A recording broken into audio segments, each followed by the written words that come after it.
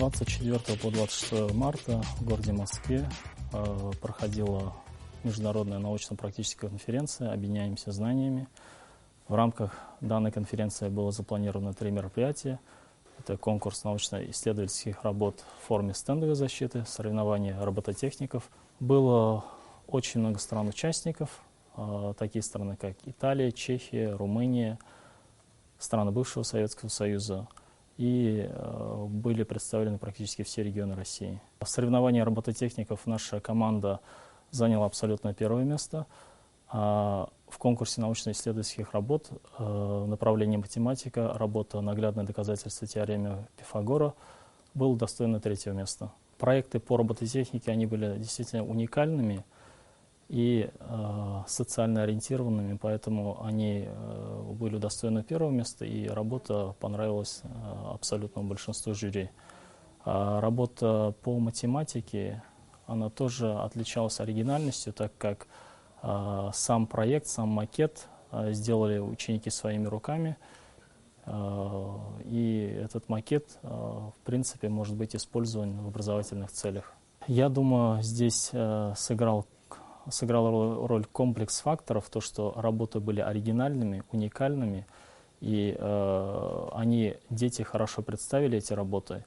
Вот этим они выгодно отличались от других участников. Являемся, насколько мне известно, единственной школой в Абхазии, где есть кружок робототехники, и эти дети, они первые дети из Абхазии, которые заняли призовое 1-е место на международной конференции. То есть они первооткрыватели робототехники в Абхазии.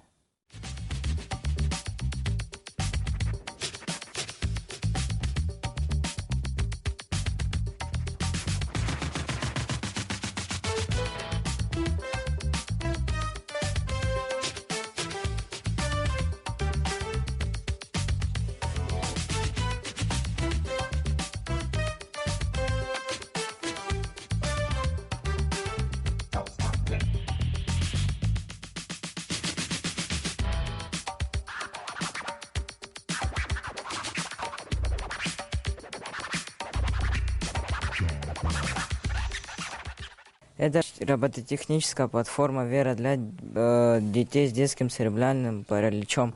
Она помогает детям выучить алфавит, счет, скороговорки, стихи, рассказывает им сказки. Я захотел построить такого робота, потому что хотел внести свой вклад в образование и медицину. Сейчас я это показать не могу из-за технических проблем, а так она учит детей алфавиту, счету, от 1 до 10 скороговоркам, сказки рассказывать и стихи. Собирал около месяца, собирать было нелегко. Мы воспользовались конструктором Lego Mindstorms. Наш учитель, он подсказывал. Робототехническая платформа «Вера». Математику я очень люблю, она мне помогает в этом. Но если не знать математику, не получится собирать роботов. Я считаю, что мое изобретение принесет пользу человечеству.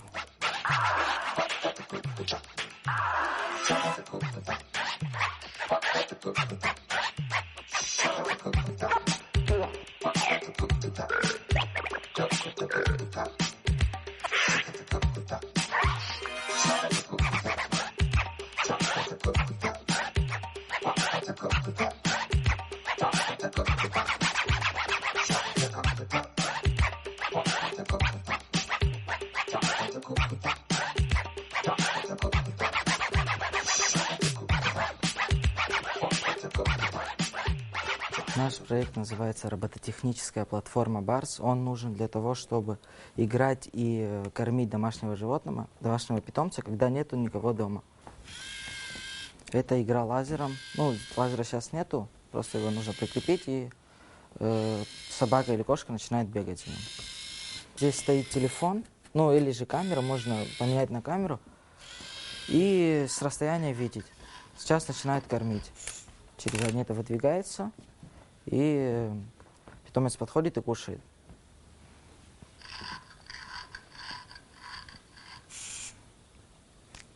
Можно будет хозяину управлять через свой телефон на расстоянии. Допустим, он пошел на работу, и он управляет. И может, допустим, что-то сказать, похвалить или же поругать своего домашнего питомца. Так это работает. А как это будет передаваться? Через динамик, динамик? телефон, да. Это очень необходимое изобретение, так как многие люди любят домашних животных, и не у всех получается за ними всегда присматривать, а с ними нянчиться хочется. И если вы уходите на работу куда-нибудь, включаете робота и идете. И можете не волноваться, что произойдет дома в ваше отсутствие. Около 59% людей имеют домашних питомцев и готовы действительно тратить большие деньги, чтобы им было комфортно, когда их нет дома. Наш робот, он помогает этому всего, чтобы питомец чувствовал себя комфортно, когда нет хозяев. Конечно, мы будем дорабатывать, потому что это только прототип. Думаю, что многие хотели купить себе такого. Задавали много вопросов. Допустим, если будет маленький питомец, допустим, маленькая кошка, чтобы мы на все вопросы ответили. В дальнейшем мы можем сделать его ниже, выдвигаться, чтобы это почаще, допустим. И, если он выдвигается, допустим, он будет где-то 5 секунд, да? За это время он подойдет, покушает. Можно сделать больше или же меньше. На конференции все одобрили этого робота, и нам присудили первое место. Абсолютно первое место в Москве. Мы будем усовершенствовать этого робота и будем также строить других роботов, программировать их, чтобы они помогли людям облегчить их жизнь. В дальнейшем мы будем строить роботов немножко в другом масштабе. Будем делать их намного больше, и они будут выполнять больше функций, чем этот робот. Например?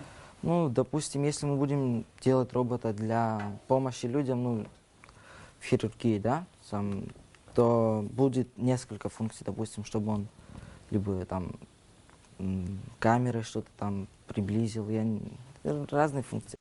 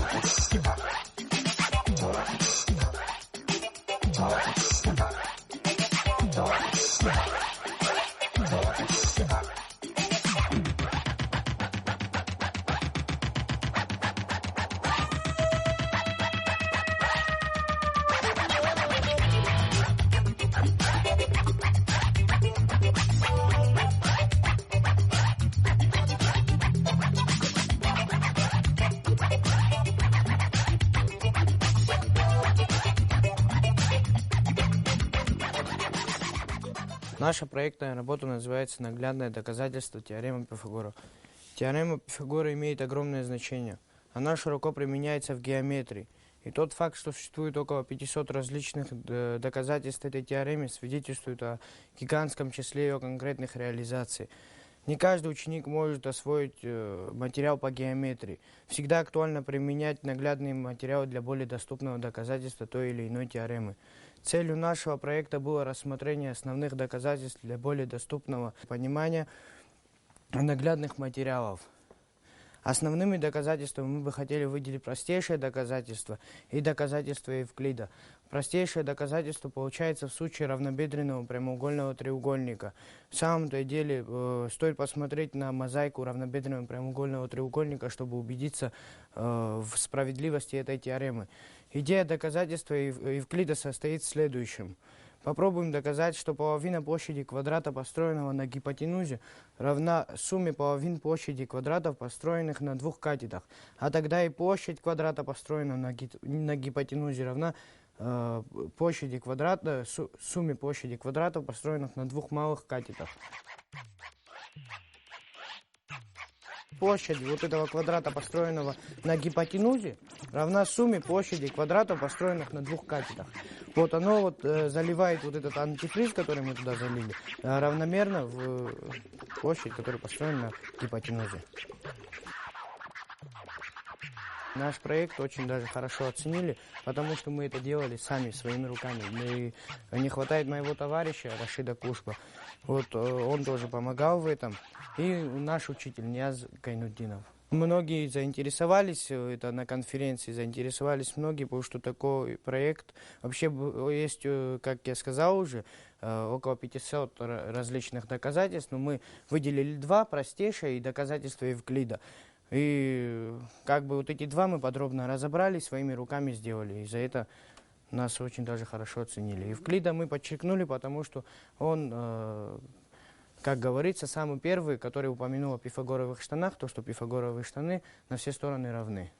В школе, на уроках они использовали, потому что не все, как я сказал, не все ученики могут понять материал по геометрии. И для более доступного понимания, вот, это рассмотрение основных доказательств.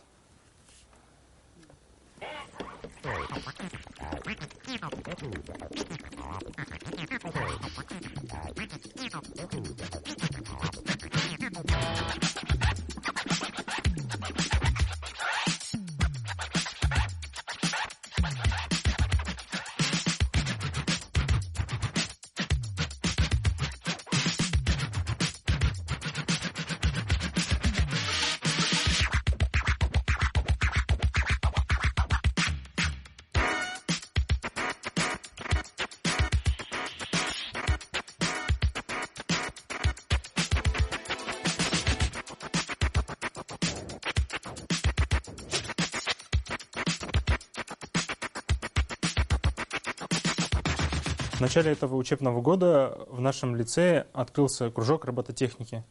У всех детей он сразу заимел большую популярность, все дети заинтересовались, и мы набрали способных детей для занятий.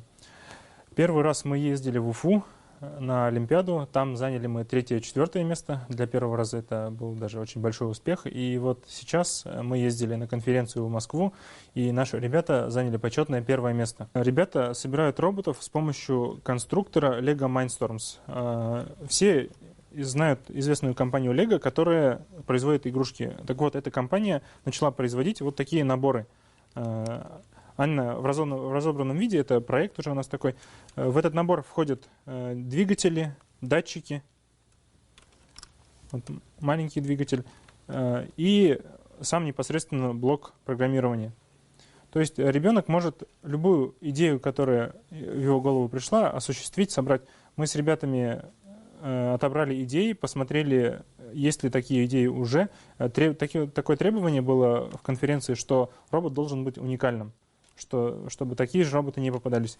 И, соответственно, мы отобрали идеи, которые нам понравились и которых еще нету в реализации, и начали реализовывать вот эти идеи. На подготовку у нас ушло около месяца, и вот в итоге мы получили вот такие проекты. Проекты получились очень интересные, нас по достоинству оценили. Есть такая возможность управления этих роботов через телефон. Это один из таких важных шагов. Сейчас все знают, что телефон является проблемой в школе, а мы стараемся использовать эти технологии во благо. Робот программируется с помощью компьютера. Тем самым дети изучают информатику. Никогда не заставляю, они сами очень сильно горят желанием, они приходят и прям ждут начала кружка около двери, чтобы побыстрее заняться вот этим делом. Это решает очень большой вопрос того, что в нынешнее время в школе трудно замотивировать детей заниматься учебой. Можно сказать, что педагогу на занятиях приходится конкурировать с очень большими конкурентами. Допустим, если взять простой телефон, над этим телефоном трудилось очень много людей, создавало его, делало интересным, и учителю приходится завоевывать внимание ребенка своими выступлениями. А такие вещи, как робототехника, помогают в этом, и дети увлеченно занимаются уроками и занятиями. Робототехника, она ориентирована не только на информатику, также здесь нам приходится изучать элементы физики, элементы математики. Чтобы спрограммировать робота, нужно сделать определенные расчеты, и поэтому робототехника, она мотивирует детей заниматься и по остальным предметам. Мы только начинаем, это наш первый год, но ребята уже делают большие успехи. Я думаю, что с такими увлечениями ребята достигнут очень больших успехов в жизни и, возможно, станут большими учеными, известными людьми.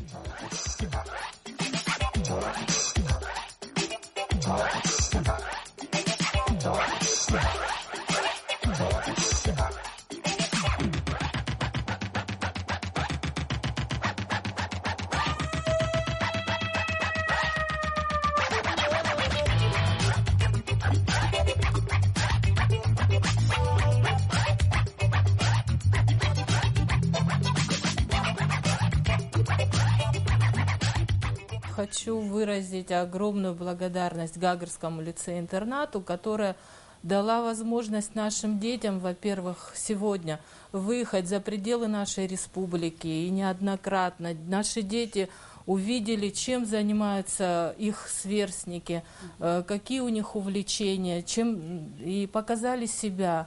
Особенно последняя поездка в Москву, которая была и на международном уровне. Дети приехали в восторге. Особую благодарность педагогам, которые смогли увлечь в сегодняшнее время подростков, повести за собой, тратят свое личное время. Эти занятия и на этом кружке они продолжаются, допустим, с 6 вечера.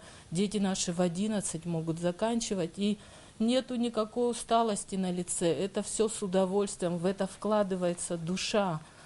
То есть огромное спасибо, что у наших детей есть такая возможность сегодня. Ему, да, очень нравится. Вообще ребенок увлечен техникой, он с детства увлечен всякими гаджетами. Ну, то есть все новое для него интересно. И не просто там то, что это модно. Он любой новый телефон, любая новинка, он все параметры, все возможности изучает от А до Я, как говорится, ну и потом с интересом следит за всеми новинками вот Apple-овской продукции, Samsung, все в сравнении.